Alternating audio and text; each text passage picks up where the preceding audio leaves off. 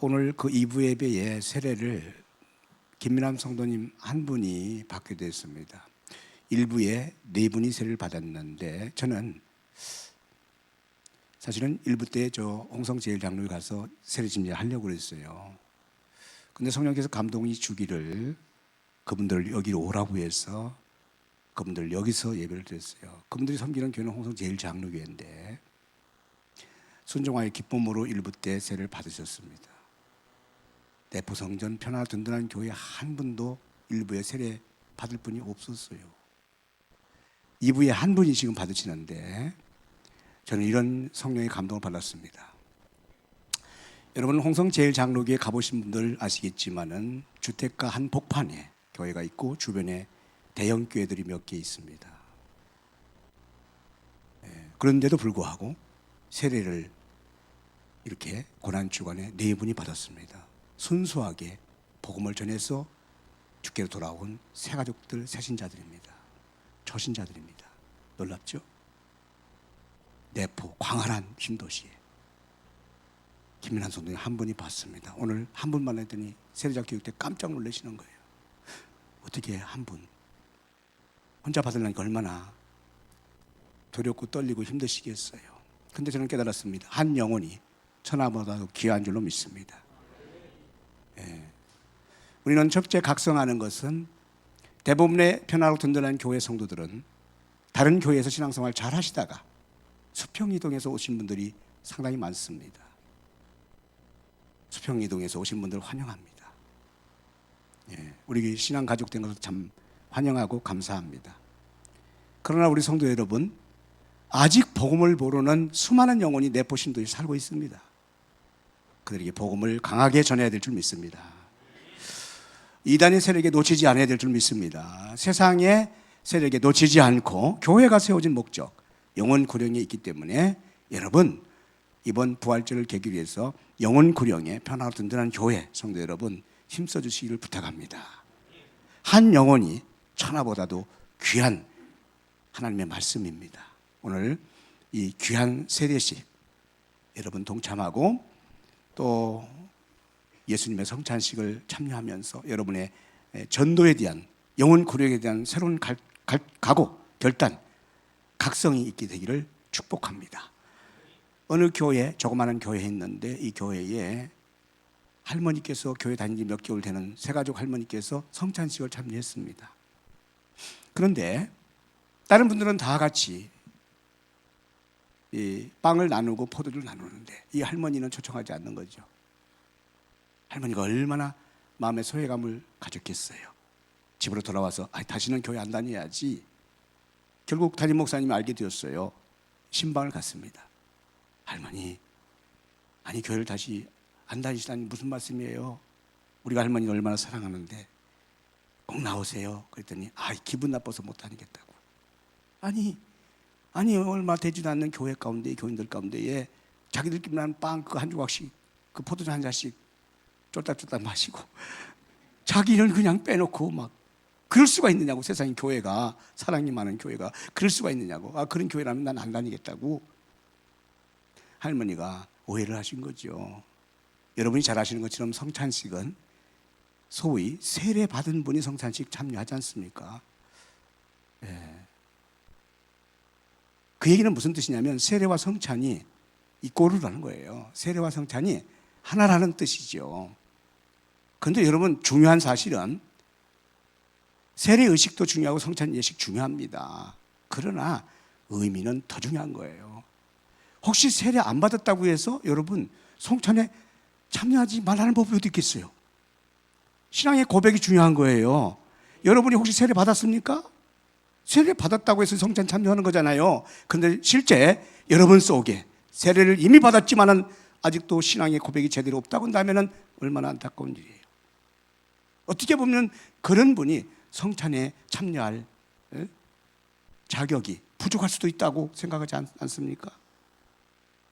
세례 받는 의식도 성찬에 참여하는 예식도 다 중요하지만 세례와 성찬이 주는 상징적 의미가 더 중요한 것을 오늘 깨달아야 됩니다.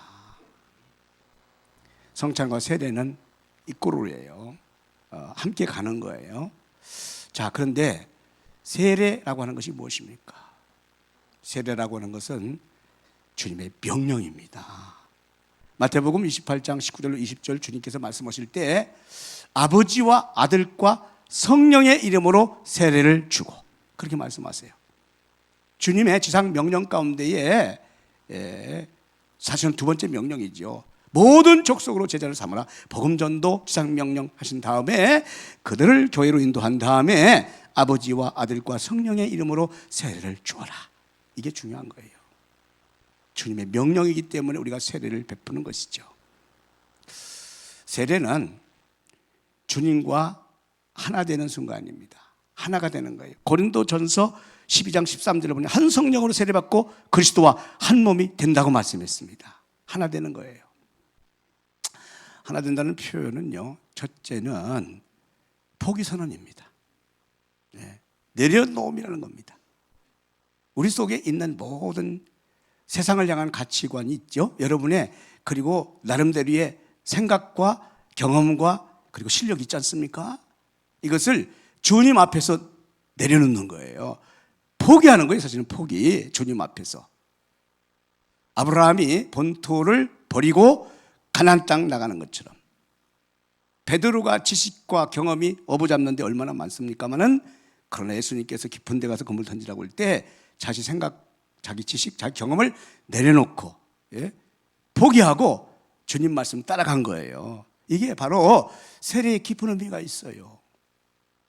세례 받으시는 우리 김민환 성도님 그리고 오늘 세례 다 받으신 분들이 많이 계신데 세례는 바로 내 생각과 내 가치관과 실력과 내 능력을 내 경험과 지식을 내려놓고 주님 말씀을 붙잡는 겁니다. 이게 주님과 하나 되는 줄로 믿습니다. 그리고는 참으로 중요한 것은 오늘 본문 갈라디아서 2장 20절 말씀하신 것처럼 그리스도와 함께 십자가에 죽는 거죠. 이게 세례입니다.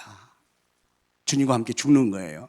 여러분은 죽는다고 하면 겁이 날 수도 있겠고 기분 나쁠 수 있겠지만은 십자가로 죽는 겁니다. 물론 이 땅에 육체적으로 죽지 않은 사람이 단 한 사람도 없지만 우리는 예수 그리스도의 십자가로 죽고 그 다음에 중요해요. 예수 그리스도의 십자가로 다시 살고 우리는 십자가로 죽지만 예수 그리스도의 십자가로 다시 사는 역사가 있게 되기를 축복합니다. 로마서 6장 4절에 보면 그러므로 우리가 그의 죽으심과 합하여 세례를 받음으로써 그와 함께 장사되었나니 그렇게 말씀하고 있어요.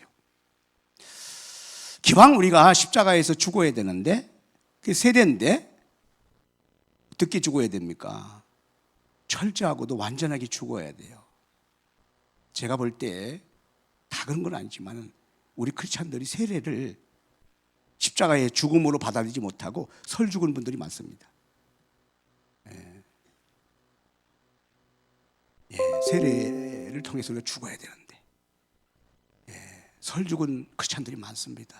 그래서 아직도 세례를 받았는데도 불구하고 세례를 통해서 예수 십자가로 죽었음에도 불구하고 내가 살아있는 경우가 많잖아요. 저도 설 죽은 부분이 하나 있어요. 저기 혈기가 방자합니다. 혈기가 팍팍 뛰어요. 조그만한 기분 상한 것만 봐도 참지를 못해요 그냥. 물론 10분 지나면 또 다 잊어버려서 그만 다행인데 혈기가 방자예요. 혈기가 방자. 이것을 십자가에 완전히 더 죽여야 되는데 많이 죽었죠. 죽기는. 설 죽은 부분이 있어요. 너나 할 것 없이 우리 크리스찬들 가운데에 설 죽은 부분 이것을 죽여야 돼요. 그렇지 않으면 우리의 신앙생활이 품격이 떨어집니다.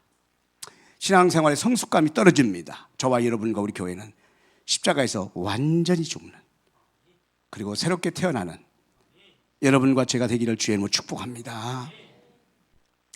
그래야만 진정한 소망이 주님께 있어요. 부활과 구원 영생의 그 놀라운 감격 속에 우리가 예배 드릴 수가 있고 찬양할 수 있고 기도할 수 있고 오늘 너무너무 은혜로운 찬양 성령 충만한 찬양을 성가대가 불러줬잖아요. 이런 찬양을 들으면서도 울지 않는 사람들은 아니 속으로 눈물을 흘리면서 감동을 받았겠지만 감동받지 않는 성도가 계시다면 조금 제거할 필요가 있어요. 여러분의 심령 가운데에 성령이 역사하신다면 은혜가 충만하다면 즉 내가 죽고 십자가로 살아있는 성도가 되었다면 우리의 예배는 감격스럽고 우리의 기도는 뜨거워지고 우리의 찬양은 열정이 있고 우리가 찬양을 들을 때에 성령님께서 여러분의 감동 속에서 역동적으로 역사하실 줄 믿습니다. 여러분이 오늘 세례받는 현장을 함께 공감하고 성찬에 직접 참여하면서 예수 그리스도의 그 은혜를 여러분 스스로가 감동 있게 받아들일 줄로 믿습니다. 그래서 세례를 정의한다면 예수 십자가로 내가 죽고 예수 십자가로 내가 다시 살아나는 것, 이게 세례예요. 원래는 침례입니다. 베프티스트. 요단강에서 예수님이 푹 들어갔다 나오시는 것처럼 모범적으로. 우리는 약식으로 지금 이렇게 물을 뿌려서 하지만 물을 뿌린다는 것이 바로 우리의 죄를 십자가의 피로 정결케 씻어낸다는 의미를 갖고 있는 뿌릴세예요. 죄를 씻겨낸다는 겁니다. 여러분 오늘 세례의 큰 은총이 있기를 축복합니다. 동시에 성찬 역시 신앙적 고백이 꼭 필요합니다. 오늘 이 자리에 참여하시는 여러분이 성찬 예식에 참여할 텐데 성찬은 신앙 고백이 있어야 돼요. 그런 의미에서 성찬의 의미를 우리가 분명히 알아야 됩니다. 첫째, 성찬은 주님을 기념하는 거예요. 고린도서 11장 23절 25절 보니까 주님께서 이 성찬을 영원토록, 즉 주님이 오시는 그날까지 기념해라 이렇게 명령하셨어요. 무슨 기념을 합니까? 예수의 십자가의 고난과 죽으심, 십자가에서의 부활하심, 그리고 다시 오실 예수 그리스도. 이 땅의 구원자는 딱 한 분, 메시아는 예수 그리스도 한 분인 줄 믿습니다. 자칭 메시아다, 보혜사, 성령이다, 내가 그리스도다, 내가 하나님이다. 이단과 잘못된 교리에 여러분 현혹당하지 말고 오직 예수 그리스도 한 분만이 구원자입니다. 그분이 우리의 죄를 위해서 십자가를 지시고 죽으셨고 부활하셨고 다시 오시게 될 줄 믿습니다. 지금 우리는 보혜사 성령님의 시대지 않습니까? 즉 예수님을 기다리는 시대예요. 여러분 성령 충만함으로써 예수님이 주가 되길 바랍니다. 그리고 다시 오실 예수님을 준비할 수 있는 영적 깨어있는 성도가 다 되기를 주의 이름으로 축복합니다. 성찬은 그걸 기념하는 거예요. 그것을 우리가 고백하는 거예요. 그걸 결단하는 겁니다. 동시에 우리가 사명을 결단하는 거예요. 그건 뭐냐면 복음 전도에 대한 사명입니다. 아직도 주께 돌아오지 못한 이 성찬의 자리에 참여하지 못하고 있는 넌 크리스찬들, 물론 주님이 택하셔야 됩니다. 주님이 구원하셔야 됩니다. 주님이 주권자입니다. 아무리 우리가 열심히 한다 할지라도 여러분의 형제 구원할 수 없습니다. 여러분의 부모를, 여러분의 자식을 구원할 수 없습니다. 주님이 택하셔야 되는 거잖아요. 이게 성경의 가장 중요한 메시지예요. 여러분은 이미 택함받고 구원받은 하나님의 자녀가 된 것을 기뻐하시고 감사하기 바랍니다. 그러나 우리는 자유의지가 있기 때문에 누가 선택을 받고 구원받을 사람인지 알 수 없잖아요.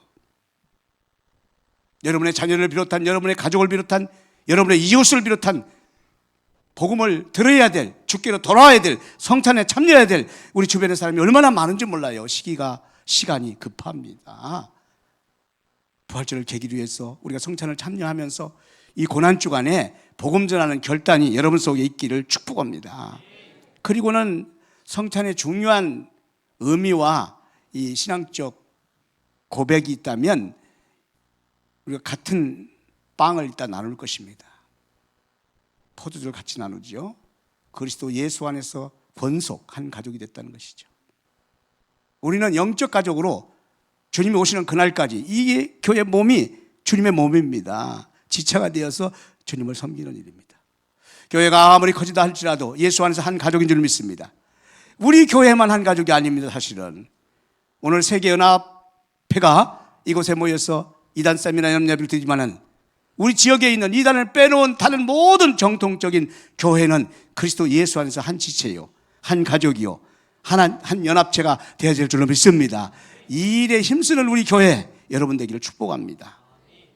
결론적으로 성찬은 무엇입니까? 성찬은 바로 예수 그리스도가 내 안에 오시는 것이죠. 보혜사 성령님이 내 안에 주인 되시는 거예요.